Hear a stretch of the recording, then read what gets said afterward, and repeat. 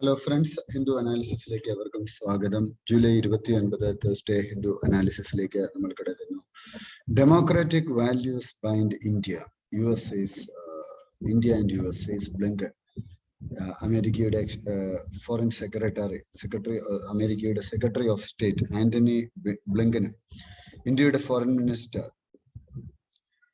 S ജയശങ്കറും ഇന്നലെ കൂടിക്കാഴ്ച നടത്തുകയുണ്ടായി. ഡെമോക്രാറ്റിക് വാല്യൂസിന് ഇന്ത്യ വലിയ പ്രാധാന്യം കൊടുക്കുന്നു. യുഎസും അതുപോലെ തന്നെയാണ് എന്നുള്ളതാണ് അവർ പരസ്പരം പങ്കുവച്ചത്. ഈ മീറ്റിങ്ങിന് മറ്റൊരു പ്രാധാന്യം കൂടിയുണ്ട്. ആ പ്രാധാന്യം എന്താണ് എന്ന് ചോദിച്ചാൽ, അഫ്ഗാനിസ്ഥാനിൽ താലിബാൻ അധികാരം പിടിച്ചെടുത്തുകൊണ്ടിരിക്കുകയാണ്. താലിബാന് ചൈനയും ഒപ്പം പാകിസ്ഥാനും സപ്പോർട്ട് ചെയ്യുന്ന ഒരു സ്ഥിതിവിശേഷമാണ് നമുക്ക് കാണുവാൻ സാധിക്കുന്നത്. ഇത്തരമൊരു സാഹചര്യത്തിൽ ഇത് വളരെ പ്രാധാന്യം അർഹിക്കുന്ന ഒരു സംഗതിയാണ്. അപ്പോൾ ഇന്ത്യ US സ്ട്രാറ്റജിക് പാർട്ട്ണർഷിപ്പ് അത് സ്ട്രെങ്തൻ ചെയ്യുവാനുള്ള കാര്യങ്ങൾ നമ്മുടെ ഭാഗത്തു നിന്നും ഉണ്ടാകും എന്നുള്ളതാണ് ഇവിടെ നമ്മൾ മനസ്സിലാക്കുന്ന ഒരു കാര്യം. ബയലാറ്ററൽ ടോക്സിന് ശേഷം ബ്ലിങ്കനും ജയശങ്കറും മീഡിയ പേഴ്സൺസിനോട് പറഞ്ഞത്, ഡെമോക്രാറ്റിക് ഫ്രീഡംസിൽ നമ്മളൊരു ഷെയർഡ് വാല്യൂ, നമ്മൾ പരസ്പരം ഒരേ വാല്യൂസ് ആണ് നമ്മൾ മുൻപോട്ടേക്ക് വെക്കുന്നത് എന്നുള്ളതാണ്. ഇത് രണ്ടും പ്രാധാന്യം അർഹിക്കുന്ന ചില പോയിന്റുകളാണ് എന്നുള്ളത് മനസ്സിലാക്കുക. ഒപ്പം ഒരു യുണൈറ്റഡ് ഒപ്പോസിഷൻ ഇന്ത്യയിൽ നിലവിൽ വരുന്ന ഒരു കാഴ്ച ഹിന്ദു ഒന്നാമത്തെ പേജിൽ റിപ്പോർട്ട് ചെയ്യുന്നു. മമതാ ബാനർജിയും സോണിയാഗാന്ധിയും തമ്മിലുള്ള ഒരു മീറ്റിങ്ങിനെ കുറിച്ചാണ്. അപ്പോൾ ഒരു ഒപ്പോസിഷൻ പാർട്ടീസ് എല്ലാം തന്നെ ഒരുമിക്കുകയാണ്. West Bengal chief minister Mamata Banerjee പറഞ്ഞു, adding that if the opposition parties work together seriously 6 months, it is enough. 6 മാസം വർക്ക് ചെയ്യുകയാണ് എങ്കിൽ ഒരുപക്ഷെ അത് മതിയാവും എന്നുള്ളതാണ് ഇപ്പോൾ ഭരിക്കുന്ന പാർട്ടിയെ അധികാരത്തിൽ നിന്ന് താഴെ ഇറക്കുക എന്നുള്ളതായിരിക്കും ഒരുപക്ഷെ ഉദ്ദേശിച്ചിട്ടുള്ളത്.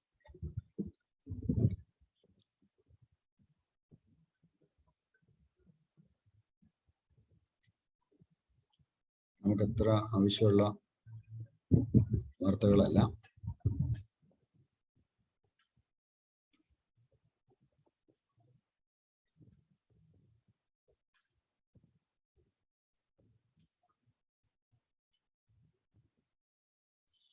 അസ്താന ഡൽഹി കമ്മീഷണറായി തിരഞ്ഞെടുത്തു. ഇതൊന്നും നമ്മളെ സംബന്ധിച്ച് ആവശ്യമില്ല. നമ്മൾ ആ വാർത്തകളൊക്കെ ഒഴിവാക്കുകയാണ്. നമ്മൾ പ്രധാനപ്പെട്ട നമുക്ക് ആവശ്യമുള്ള വാർത്തകൾ മാത്രം വിശകലനം ചെയ്യുന്നു.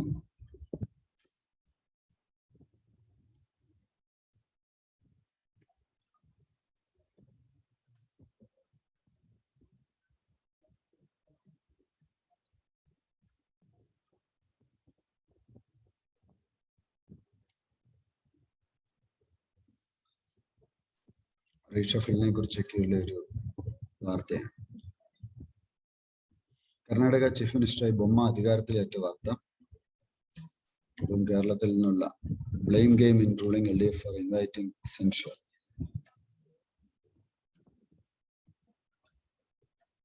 കേരളത്തിലെ അസംബ്ലിയിൽ നടന്ന ചില സംഭവങ്ങളെ കുറിച്ച് ഉള്ള നമുക്കറിയാം, അസംബ്ലിയിൽ KM മാണിയുമായി ബന്ധപ്പെട്ട് നടത്തിയ പ്രക്ഷോഭങ്ങൾ അത് നിയമസഭയുടെ അന്തസ്സ് കെടുത്തി എന്നുള്ള രീതിയിൽ വ്യാഖ്യാനങ്ങൾ വന്നിരുന്നു.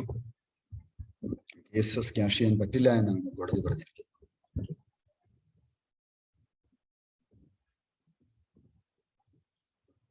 എഡിറ്റോറിയൽ പേജിലേക്ക് പോവുകയാണ്. വിറുലൻസ് ആൻഡ് വേരിയൻസ് എന്നുള്ള editorial.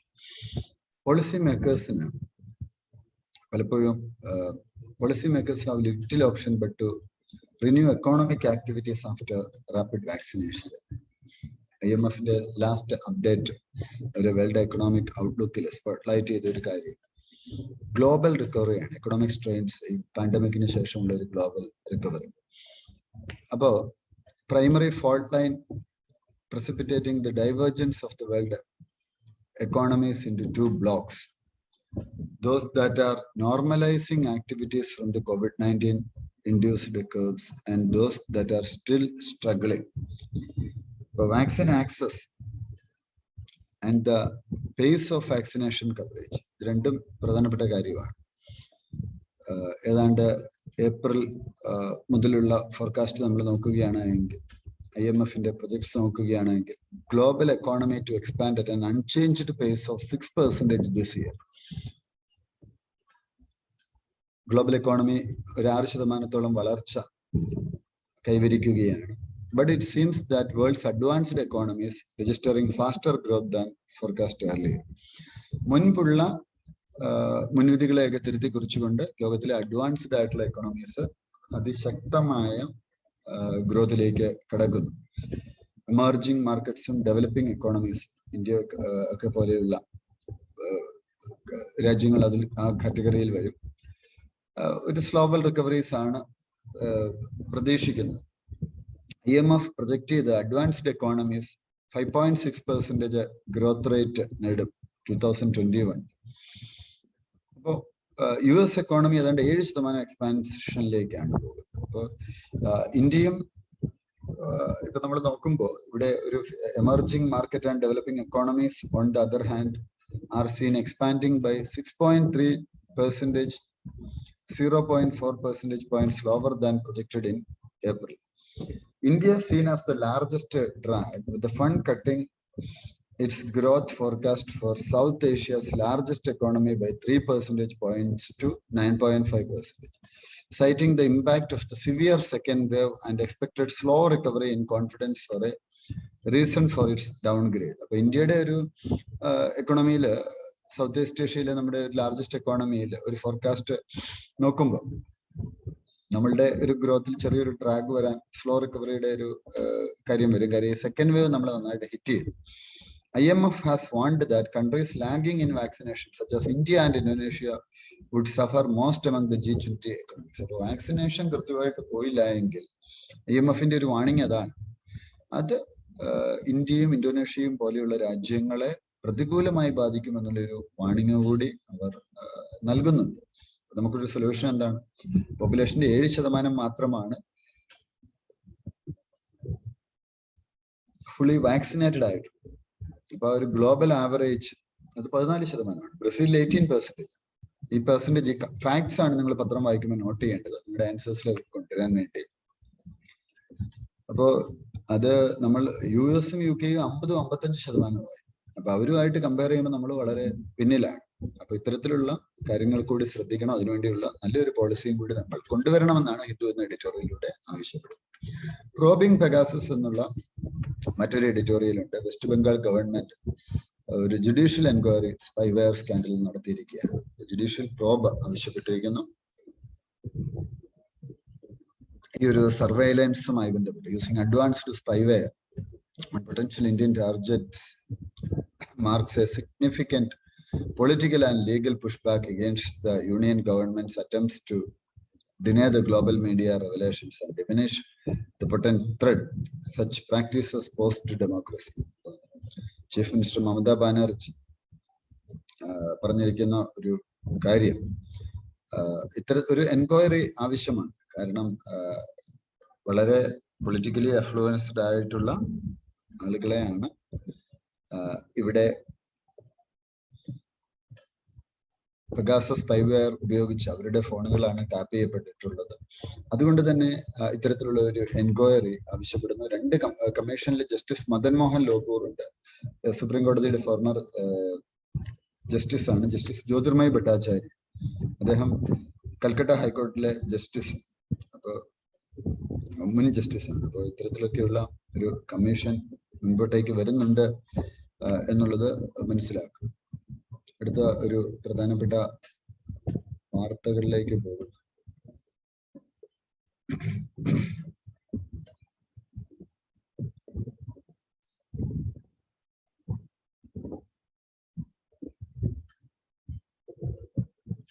PM to roll out academic credit bank.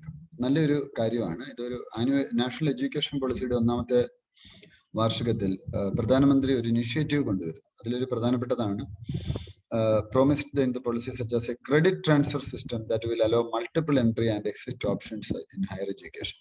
പലപ്പോഴും നമുക്കറിയാം ഹയർ എഡ്യൂക്കേഷനിൽ ജോയിൻ ചെയ്യുന്നവരിൽ വലിയൊരു ശതമാനം അത് പൂർത്തീകരിക്കുന്നില്ല. ഇപ്പൊ മൾട്ടിപ്പിൾ എൻട്രി കൊണ്ടുവരുന്നത് നല്ലതാണ്. എഞ്ചിനീയറിംഗ് പ്രോഗ്രാംസിനും എല്ലാം അത് റീജിയണൽ ലാംഗ്വേജിൽ ലഭ്യമാക്കുന്നു. ഗവൺമെന്റിന്റെ ഒരു പോളിസിയുടെ ഭാഗവും കൂടിയാണ്. അപ്പോൾ ഹയർ എഡ്യൂക്കേഷൻ കമ്മീഷൻ ഒരു 4-year under graduate programme suggest ചെയ്യുന്നു. അതില് യൂണിവേഴ്സിറ്റി എൻട്രൻസ് ടെസ്റ്റ് ഉണ്ടാവും. അതൊന്നും അതിനെക്കുറിച്ചൊരു ഫൈനൽ ഡിസിഷൻ വന്നിട്ടില്ല. അപ്പൊ ഇവിടെയുള്ളൊരു ഗുണം എന്ന് വെച്ചാൽ പല സ്റ്റേജസിൽ കുട്ടികൾക്ക് അതിൽ എക്സിറ്റ് ആവാൻ പറ്റും. Academic bank of credit will rolled out Thursday for students in over 290 top institutions. Current academic year തൊട്ട് അവർക്ക് ആ ഇൻസ്റ്റിറ്റ്യൂഷൻസിൽ ജോയിൻ ചെയ്യാനൊക്കെയുള്ള ഒരു സംവിധാനം ലഭിക്കുകയാണ്. നാഷണൽ ഇൻസ്റ്റിറ്റ്യൂഷൻ റാങ്കിങ് ഫ്രെയിംവർക്ക് നടക്കുന്നു. അപ്പൊ ഈ രീതിയിലുള്ള നടപടിക്രമങ്ങളിലേക്ക് പോകുന്നു എന്നുള്ളത് തികച്ചും അഭിമാനാർഹം.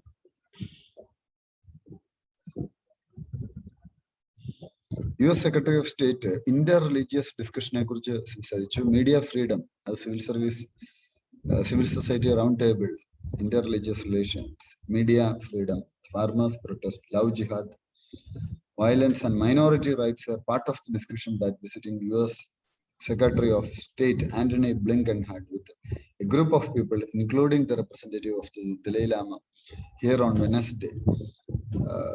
അപ്പോൾ ഒരു പൊതു ചർച്ചയിൽ ഇത്തരം കാര്യങ്ങൾ, ഇന്ത്യയിലെ ഇത്തരം കാര്യങ്ങൾ കൂടി ബ്ലിങ്കൻ ചർച്ചയിലേക്ക് കൊണ്ടുവന്നു എന്നുള്ളത് പ്രധാനപ്പെട്ട.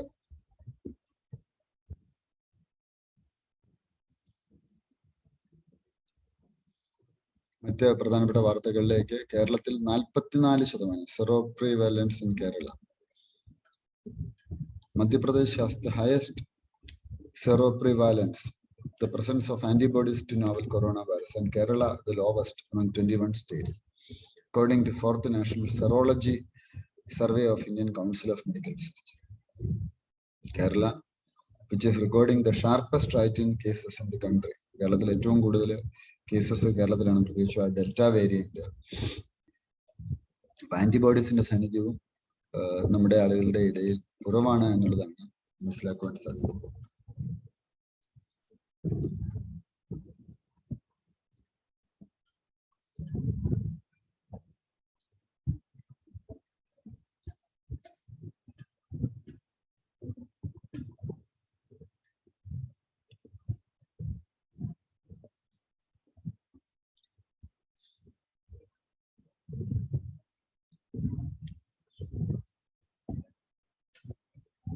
China Foreign Minister host Taliban calls it a pivotal force. ഇത് വളരെ പ്രധാനപ്പെട്ട ഒരു വാർത്തയാണ്. Chinese foreign minister Wang Yi താലിബാന്റെ political chief മുല്ല അബ്ദുൽ ഖാനിയുമായിട്ട് ഉള്ള ഒരു മീറ്റിംഗ്. അവരെ ഒഴിവാക്കാൻ പറ്റാത്ത ഒരു ഫോഴ്സ് ആയിട്ട് ചൈന അംഗീകരിച്ചിരിക്കുകയാണ്.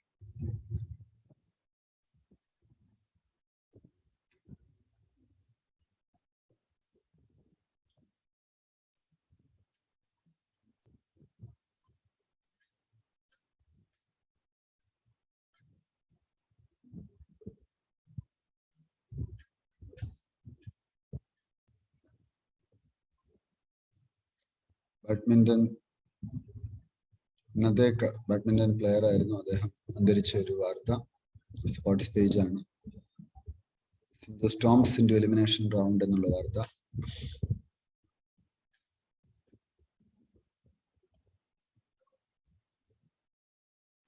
ഇതൊക്കെയാണ് പ്രധാനപ്പെട്ട വാർത്തകൾ. അബ്സല്യൂട്ടിന്റെ വിശകലനത്തിലേക്ക് കൂടി നമ്മൾ പോകുന്നു.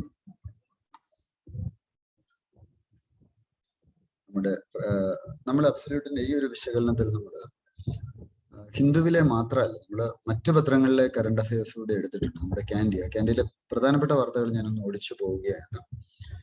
കാരണം ക്യാൻഡി വളരെയധികം പേജുണ്ട്. ഇത് നമ്മുടെ ടെലഗ്രാം ചാനലിൽ ഇടുന്നുണ്ട്, നിങ്ങൾക്ക് അവിടെ നോക്കാം. എങ്കിലും അത്തരത്തിലുള്ള പ്രധാനപ്പെട്ട ഒരു പക്ഷെ നമുക്ക് ഉറപ്പായിട്ടും നമുക്ക് നോക്കേണ്ടതെന്ന് നമ്മൾ കരുതുന്ന വാർത്തകളിലേക്ക് പോകുന്നു. പ്രധാനപ്പെട്ട വാർത്തകൾ മാത്രം ഡിസ്കസ് ചെയ്തു പോകുന്നു. Marine aids to navigation bill 2021. Parliament marine aids to navigation എന്നുള്ള ബില്ല് പാസ്സാക്കി. The bill will repeal the lighthouse act 1927, an over 9-decade-old law governing the traditional navigation aid. Traditional navigation aid light houses ആണ്. അപ്പോൾ നമുക്കറിയാം അതിന്റെ ഒരു ഗവേണൻസും ഒക്കെ ആയിട്ട് ബന്ധപ്പെട്ടുള്ള കാര്യങ്ങളാണ് മാറ്റിയിട്ടുള്ളത്. Vessel traffical services came into existence and found wide acceptability. modern technology, improved aids to marine navigation systems have changed their profile from a passive service to that of a passive as well as interactive service. വളരെ ഒരു dynamic service ആയിട്ട് ഈ vessel traffic services വന്നിരിക്കുകയാണ്. Objective എന്താണ്? Technological ഡെവലപ്മെന്റിലെ best practices navigation ഈ കടൽ വഴിയായിട്ടുള്ള സഞ്ചാരികൾക്ക് ലഭ്യമാക്കി കൊടുക്കുക, കപ്പൽ സഞ്ചാരികൾക്കും മറ്റും. ഇന്ത്യയുടെ international obligation marine aids to നാവിഗേഷനിൽ കൊണ്ടുവരിക, ഇതൊക്കെയാണ് ഉദ്ദേശം.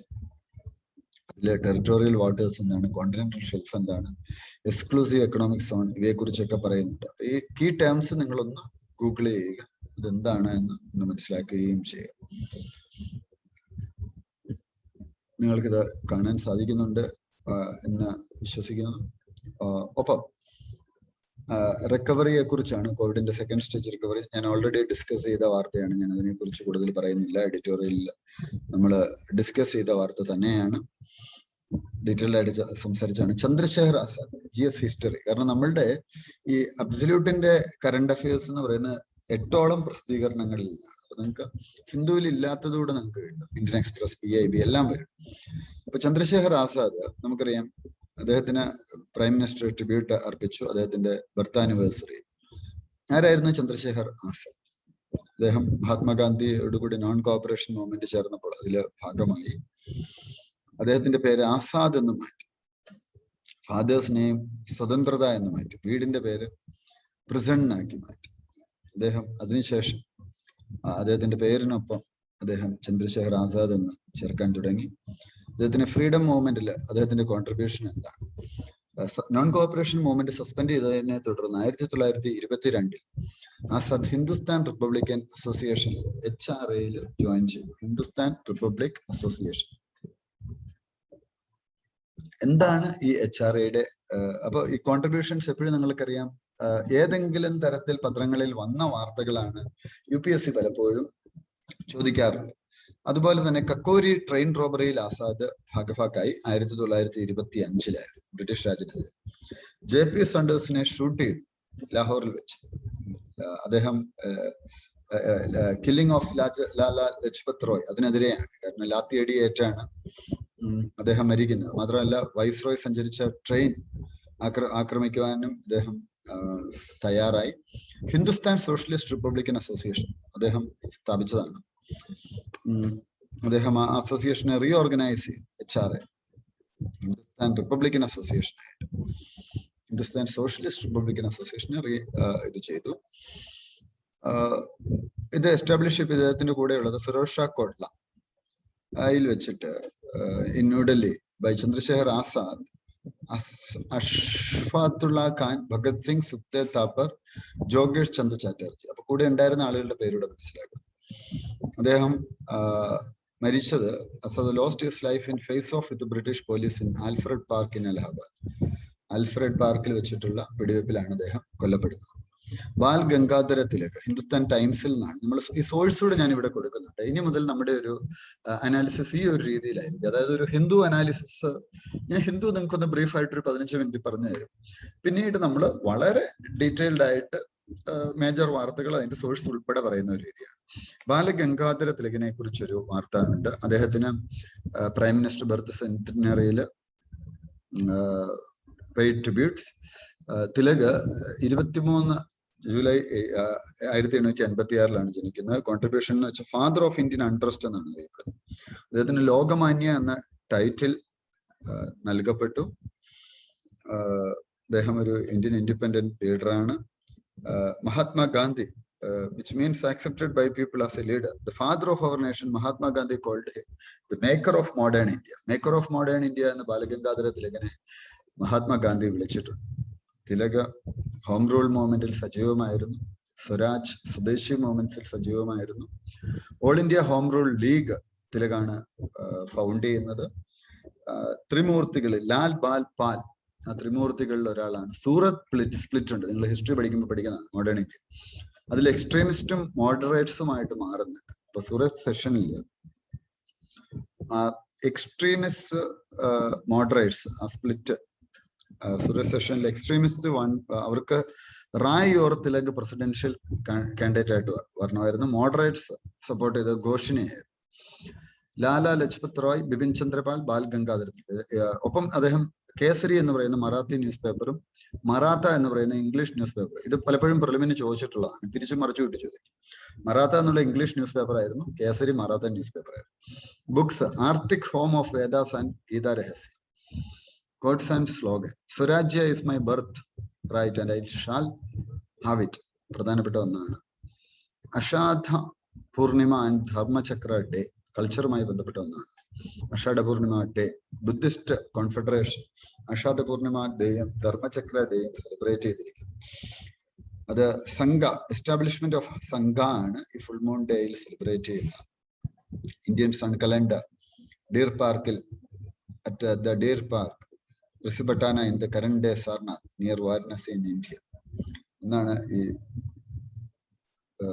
സംഘ എസ്റ്റാബ്ലിഷ്മെന്റ് വരുന്നത്. ബുദ്ധയുടെ ഫസ്റ്റ് സെർമൺ, ഈ ബുദ്ധിസവും ജൈനിസവും എപ്പോഴും പ്രധാനപ്പെട്ടതാണ്. നിങ്ങൾ ഹിസ്റ്ററി പഠിക്കുമ്പോൾ ധാരാളം ക്വസ്റ്റ്യൻസ് വരാറുണ്ട്. ബുദ്ധയുടെ ഫസ്റ്റ് സെർമൺ അദ്ദേഹത്തിന്റെ ആദ്യത്തെ 5 അനുയായികൾക്ക് കൊടുക്കുന്ന എവിടെയാണ്? അദ്ദേഹം എൻലൈറ്റ്മെന്റിൽ വന്നതിന് ശേഷം. ഫസ്റ്റ് ടേണിംഗ് ഓഫ് വീൽസ് ധർമ്മ എന്ന ഇത് അറിയപ്പെടുന്നുണ്ട്. And second most important Sacred day four Buddhist. Vesak Buddha Purnima കഴിഞ്ഞ് പിന്നെ ഏറ്റവും പ്രധാനപ്പെട്ട ഡേ. LLP ആക്ട് എന്താണ്? ലിമിറ്റഡ് ലയബിലിറ്റി പാർട്ട്ണർഷിപ്പ് ആക്ടിൽ അമെന്റ്മെന്റ് വന്നിട്ടുണ്ട്. ഇത് ഏതാണ്ട് 2.3 lakhs LLPസിന് സഹായകരമാണ്. Parliament passes bills amend in, മറ്റൊരു വാർത്ത.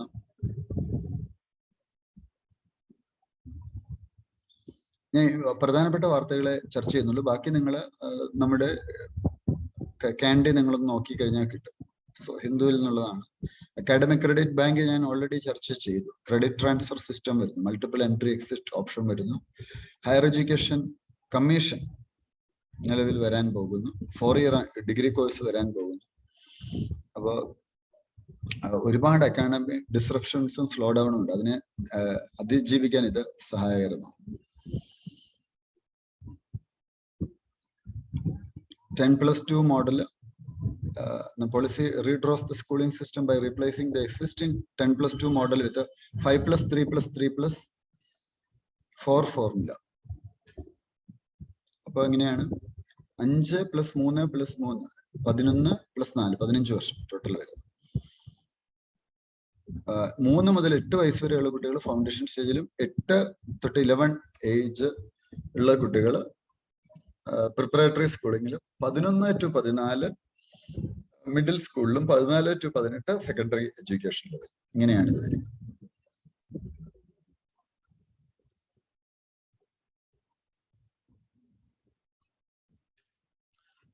ഇന്ത്യയും ഹിന്ദുവിൽ നിന്നുള്ള വാർത്തയാണ്. ബ്ലിങ്കൺ പറഞ്ഞത് നമ്മൾ ഓൾറെഡി ചർച്ച ചെയ്തതാണ്. അഫ്ഗാനിസ്ഥാനിൽ there was no military solution to the conflict എന്നുള്ളതാണ് പറഞ്ഞിരിക്കുന്നത്. The taking over the country by force would not help the Taliban gain the international recognition or legitimacy. പാകിസ്ഥാനോടും പറഞ്ഞിരിക്കുന്നത്, in a reference to Pakistan, India stated that one neighbor of Afghanistan was an exception to the consensus of peaceful political settlement. അവിടുത്തെ peaceful political സെറ്റിൽമെന്റിന് Pakistan വിഘാതമാണ് എന്നുള്ളൊരു കാഴ്ചപ്പാടാണ് വന്നിട്ടുള്ളത്.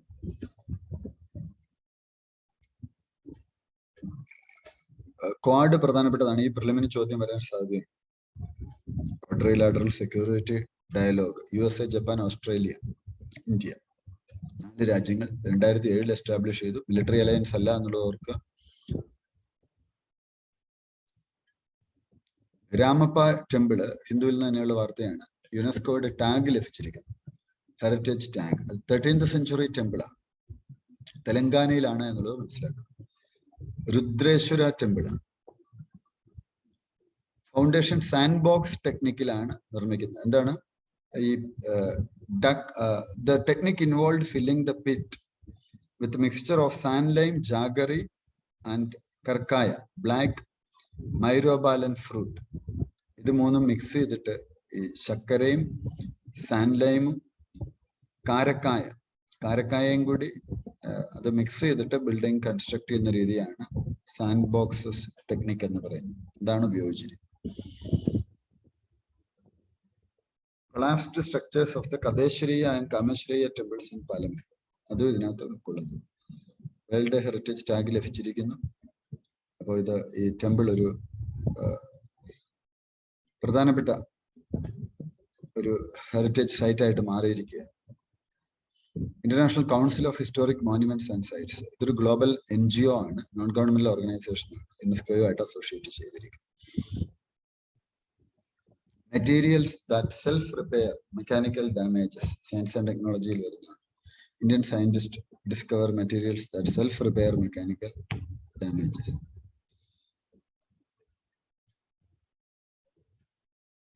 Devices that we use daily often break down due to mechanical damage. അപ്പൊ അത് self repair ചെയ്യാൻ, സ്വന്തമായിട്ട് repair ചെയ്ത് തന്നെ പോകാൻ പറ്റുന്ന ചില എക്യുപ്മെന്റ്സ് അവര് ഡെവലപ്പ് ചെയ്തു എന്നുള്ളതാണ് കാണുന്നത്.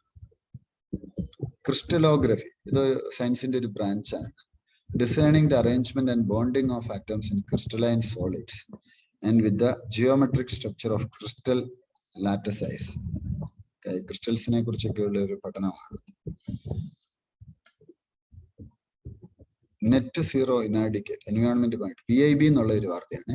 Press information G20 climate meet India പറഞ്ഞൊരു കാര്യം, ചില രാജ്യങ്ങൾ പറഞ്ഞത് ഈ carbon neutrality mid of the century അത് അച്ചീവ് ചെയ്യുക എന്നുള്ളത് ഇനാഡിക്കേറ്റ് ആണ്. ഇന്ത്യയുടെ സ്റ്റാൻഡ് എന്നാണ്. ഇന്ത്യ പറഞ്ഞത് targets inadequate considering the targets of developing countries to economic growth. It may also not be adequate in view of fast depleting available carbon space. Achieving targets, നമ്മൾ എന്ത് ചെയ്യണം? We have to remove at least as much carbon dioxide from the atmosphere as it is emitting. നമ്മൾ എന്തുമാത്രം emit ചെയ്യുന്നു അത്രയെങ്കിലും നമ്മൾ remove ചെയ്യണം എന്നുള്ള ഒരു സ്റ്റാൻഡാണ് ഇന്ത്യ മുമ്പോട്ടേക്ക് വെക്കുന്നത്. India's position as the third largest greenhouse emitter, but with among the lowest per capita emission. നമ്മൾ third largest green house emitter ആണെങ്കിലും per capita per person emission നോക്കുമ്പോൾ നമ്മൾ ലോവസ്റ്റ് ആണ്. അതും പ്രധാനമാണ്.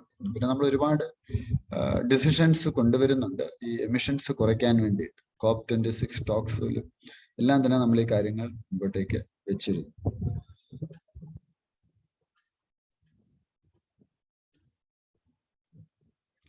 കൂടുതൽ മരങ്ങൾ വെച്ച് പിടിപ്പിക്കുക. കാർബൺ സിങ്സ് ഫോറസ്റ്റ് ഒക്കെ വെച്ച് പിടിപ്പിക്കുമ്പോൾ അത് അബ്സോർവ് ചെയ്യില്ല. ഈ വാഹനങ്ങളിൽ നിന്നൊക്കെ പുറന്നുള്ളത്. ഭൂട്ടാൻ അതിനൊരു ഉദാഹരണമാണ്, കാർബൺ നെഗറ്റീവ് കൺട്രിക്ക് ഉദാഹരണം. അപ്പൊ നെറ്റ് സീറോ എമിഷനിലേക്ക് പോവുക എന്നുള്ളൊരു കാഴ്ചപ്പാട് ഇതൊക്കെയാണ്. അപ്പൊ എനിക്ക് തോന്നുന്നു ഈ ഒരു രീതിയിലുള്ള അനാലിസിസ് നമുക്ക് കൂടുതൽ ഹെൽപ്ഫുൾ ആവും. ഈ അനാലിസിസിലേക്കാണ് നമ്മൾ ഇനി മുതൽ പോവുക. Wish you all the best. Thank you.